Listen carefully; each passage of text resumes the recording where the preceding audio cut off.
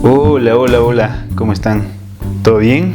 Soy Grover Espinosa Guayar, profesional en ciencias de la educación y un apasionado en la educación basada en tecnologías de información y comunicación, las TICs. En estos tiempos, las tecnologías de información y comunicación vienen jugando un rol muy importante en la vida del ser humano y por ende son parte vital de los procesos de enseñanza-aprendizaje.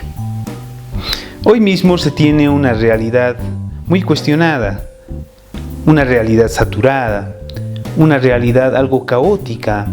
¿Por qué? Por el desarrollo de la educación formal, de los procesos de enseñanza-aprendizaje en una nueva forma de hacer educación, la educación virtual, la educación a distancia o la educación en línea. Pues en esta ocasión hablaremos de ese tema. ¿De acuerdo? Bueno, empecemos.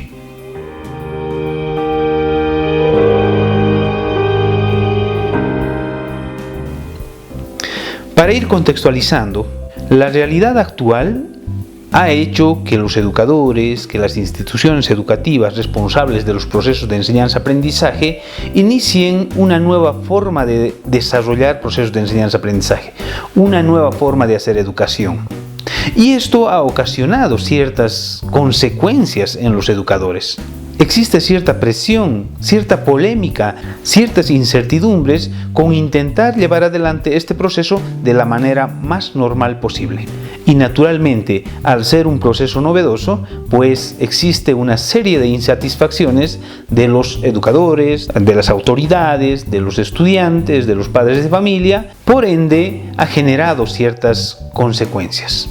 En este ámbito logramos identificar 5 escenarios que están siendo ocasionados por esta realidad llamada educación virtual. Para comprender de qué estamos hablando, recurrimos a una fuente teórica. Hay una serie de referencias bibliográficas. Esta es la más comestible, diríamos. Según la revista virtual de la Universidad Católica del Norte, la educación virtual se refiere al desarrollo de los procesos de enseñanza-aprendizaje en el ciberespacio. Son nuevas formas de hacer educación apoyados en las tecnologías de información y comunicación, para instaurar una nueva forma de enseñar y una nueva forma de aprender. Para ello tenemos el primer escenario. El primer escenario hace referencia a la ausencia de espacios web o de recursos y soporte técnico de las instituciones educativas para intentar desarrollar de la manera más regular posible esta experiencia de educación virtual. Pudimos identificar que no existe este tipo de espacios en unidades educativas fiscales en educación regular. Estamos hablando de primero de primaria a sexto de secundaria. En las unidades educativas privadas, que sí cuentan con espacios o soporte o servicios web para la institución. Por lo tanto, cuentan con recursos para el desarrollo de estos procesos de enseñanza-aprendizaje. En el ámbito universitario, todas las universidades cuentan con una web, por ende cuentan con un espacio para el desarrollo de los procesos de enseñanza-aprendizaje, ya sea en modalidad semipresencial o ya sea en modalidad virtual. A este problema tenemos que intentar encontrarle alguna solución. El responsable de computación de la unidad educativa debiera colaborar con brindar asistencia técnica y soporte a los educadores responsables de las asignaturas en desarrollo, ya sea mediante alguna plataforma gratuita o ya sea alguna determinación institucional de la unidad educativa. Como segunda alternativa, tuviéramos la predisponibilidad del director, del coordinador, para que pueda gestionar asesoramiento y soporte externo a la unidad educativa.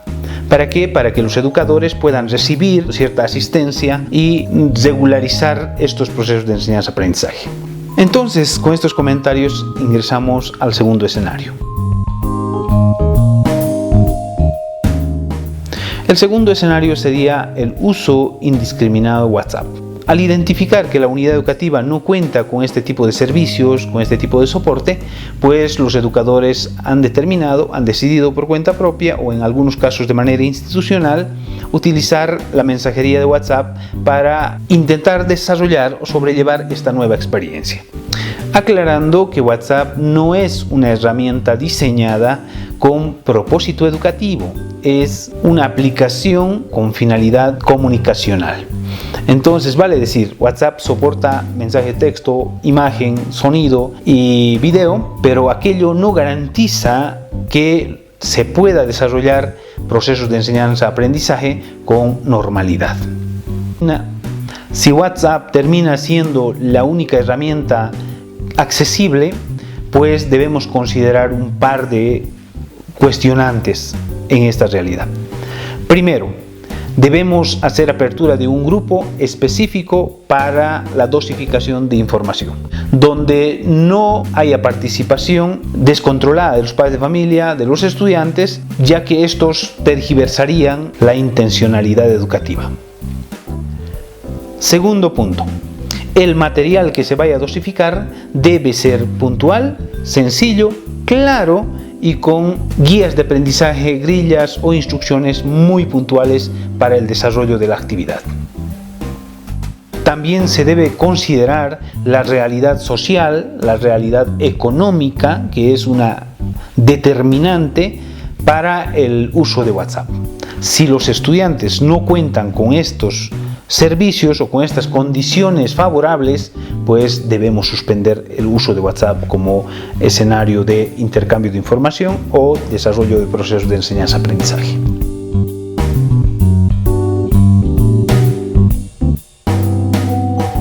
Como tercer escenario pudimos verificar que se está dando una situación muy polémica por la saturación documental en el desarrollo de estos procesos de enseñanza-aprendizaje. Los educadores están haciendo el envío de información, de documentación en mucha cantidad, sin considerar la proporción de tiempo y accesibilidad de los estudiantes. Por lo tanto, esto está generando un cierto malestar, ya sea en los procesos de enseñanza-aprendizaje o ya sea en la asistencia y apoyo de parte de los padres de familia. Se debe comprender que un estudiante no solamente recibe actividades de un educador, porque un estudiante cuenta con N cantidad de materias en un mismo nivel. Y estas materias no están regentadas solamente por un profesor, están regentadas por varios profesores. Por ejemplo, matemática y alguna otra materia podría ser regentada por un profesor, ciencias naturales y ciencias sociales por otro profesor, lenguaje y otra materia por otro profesor, artes, educación física, computación, lenguas. Entonces se tiene varios responsables en un mismo nivel y esos responsables están enviando todos actividades educativas. Entonces no se está analizando la cantidad de información que está recepcionando el estudiante, y si el estudiante está recepcionando demasiada información, pues este proceso va a terminar muy cuestionado. La posible respuesta es lógica. La dosificación de información es súper importante en esta fase, en esta situación. El docente debe enviar la información pertinente a la cantidad de tiempo o carga horaria. Por ejemplo, si yo soy profesor de matemática y tengo 2 clases a la semana y en cada clase desarrollaba, por ejemplo, 2 páginas de un determinado material bibliográfico, entonces a la semana yo desarrollaba 4 páginas.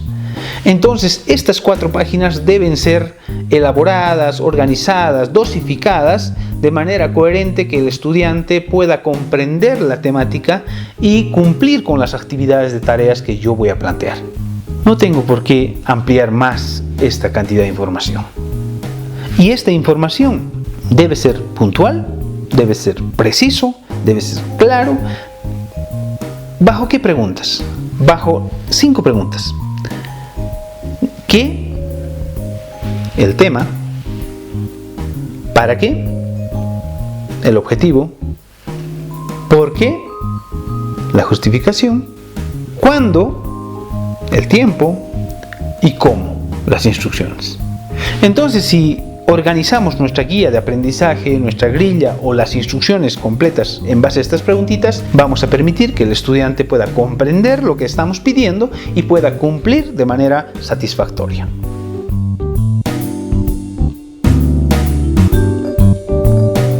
El cuarto escenario. El cuarto escenario aparentemente es la ausencia de coordinación que existe entre las autoridades institucionales de la unidad educativa y los educadores que son responsables de estos procesos de enseñanza-aprendizaje. Por lo tanto, se ha podido visualizar que los educadores, como planteábamos anteriormente, están enviando información de manera saturada, haciendo que el estudiante esté sufriendo en esta nueva realidad. Y los coordinadores o directores de las unidades educativas, no sé si conocen la cantidad de información que están enviando, la calidad de información que se está dosificando y el manejo de los tiempos para con los estudiantes y el cumplimiento de actividades. La posible solución es lógica y natural. Es predisponernos a coordinar con la autoridad, ya sea director, coordinador o entre los mismos pares, entre los docentes. ¿Para qué? Para entender cuánta información estoy enviando en relación a los demás colegas, cuánta información debo enviar en relación a mi carga horaria. Entonces, este tipo de coordinación me permitirá pues analizar la cantidad de información y la calidad de información que debo enviar. Lo ideal es ni mucho ni poco. Es coherente con la cantidad de tiempo o de carga horaria que yo cuento para una determinada materia en una semana.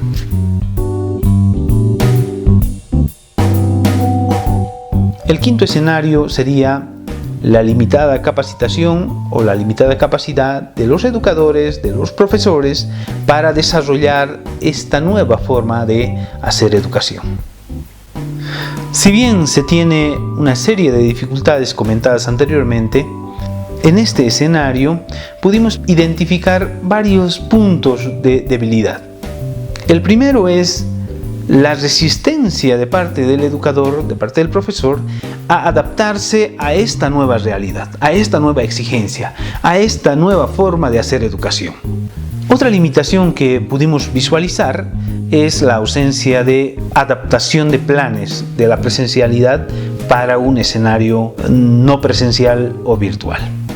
Lo anterior nos lleva al componente técnico. En el componente técnico existen situaciones donde los educadores tienen muchas debilidades para darse de alta en espacios gratuitos, donde nos permitiría desarrollar procesos de enseñanza-aprendizaje de la manera más lógica y coherente posible con esta tendencia, con esta realidad. El otro punto es la limitada capacidad para seleccionar, para adaptar, para dosificar, para producir, para digitalizar la información necesaria para desarrollar un determinado tema. El último punto sobre el tema en cuestión es la falta de compromiso del educador en el monitoreo, en el seguimiento, en las correcciones y en la devolución de tareas planificadas, haciendo que se genere una situación de deslegitimación, desacreditación del profesor o educador responsable de estos procesos, ya sean de parte del estudiante, de parte de las autoridades o de parte de los padres de familia. Las posibles soluciones son también lógicas. Es necesario comprometernos con un proceso autoformativo, con procesos de formación por cuenta propia. Solo de esta manera vamos a poder responder de manera pertinente a esta nueva forma de hacer educación. No agarremos la primera plataforma que nos encontremos. Evaluemos, leamos cuáles son las más accesibles, gratuitas pero accesibles. Entonces, así podremos tomar la mejor decisión. Por ejemplo, muchos educadores están utilizando Zoom. Es una plataforma de videoconferencias. Si no tienes Wi-Fi, entonces vas a tener problemas con el monto económico que vas a tener que derogar a cambio de megas para poder conectarte al Internet. Como alternativas a Zoom tenemos varias plataformas que nos podrían servir de soporte de manera interesante. La más antigua, Moodle, aparece Jamilo, Claroline, Classroom, WordPress con plugin LMS. Entonces hay varias. También hay una cantidad interesante de plataformas de pago. Entonces debemos evaluar, debemos considerar la más pertinente a nuestra realidad y a nuestra población meta y decidir por una de ellas. La segunda posible respuesta es considerar seriamente el analizar la cantidad de información que se va a brindar por tema en desarrollo. No debe ser ni mucho ni poco, lo necesario. Esto debe estar de acuerdo a la carga horaria y a la disponibilidad de tiempos y espacios, a la realidad socioeconómica del estudiante y a la realidad socioeconómica y técnica del docente. No nos metamos en situaciones que no podemos controlar. De lo contrario, nos vamos a generar problemas y por ende vamos a generar problemas al estudiante y a los padres de familia. Por último, es muy importante, es indiscutible demostrar a los estudiantes y a los padres de familia que se está haciendo el seguimiento mediante observaciones, mediante correcciones, mediante devolución de tareas. ¿Para qué? Para que el estudiante se sienta comprometido con el proceso de cumplimiento de actividades académicas. Quería comentar este tipo de cositas porque estamos viviendo una situación muy particular, una situación muy complicada. Pero necesito aclarar dos cosas que son muy importantes en este escenario. Primero, la educación virtual en línea o a distancia no es discutible. Esto existe en la actualidad y está evolucionando a pasos agigantados, entonces esto se va a dar con mayor fuerza en un futuro próximo. Entonces, no hagamos odiar a los estudiantes con esta nueva metodología. Debemos hacerles dar el gusto para cumplir con las actividades académicas. Por último, lo menos ideal, si no tenemos condiciones técnicas, condiciones de conectividad, condición económica, o los estudiantes carecen de aquello, entonces por favor no desarrollamos este proceso de enseñanza-aprendizaje. Si no tenemos estas condiciones, solo generaremos problemas en la realidad del estudiante, del padre de familia y de la institución y obviamente de nosotros mismos. Bueno, para ir cerrando este material de video, si necesitas colaboración, si necesitas apoyo, si necesitas asesoramiento, estamos aquí para servirte. Si tienes alguna experiencia positiva, alguna experiencia negativa que te gustaría que lo comentemos, pues te invitamos a que agregues en los comentarios. A nosotros nos permitirás conocer y así aclarar muchas de las situaciones que probablemente no lo estamos comentando. Bueno, te invitamos a que te suscribas, habilites la campanita para que cuando nosotros subamos un nuevo material, YouTube te haga llegar una notificación de un nuevo material publicado en el canal. Sin más que decir, les deseo lo mejor en el ámbito de la salud, cuídense mucho y con nosotros será hasta otro rato. Gracias. Chau, chau.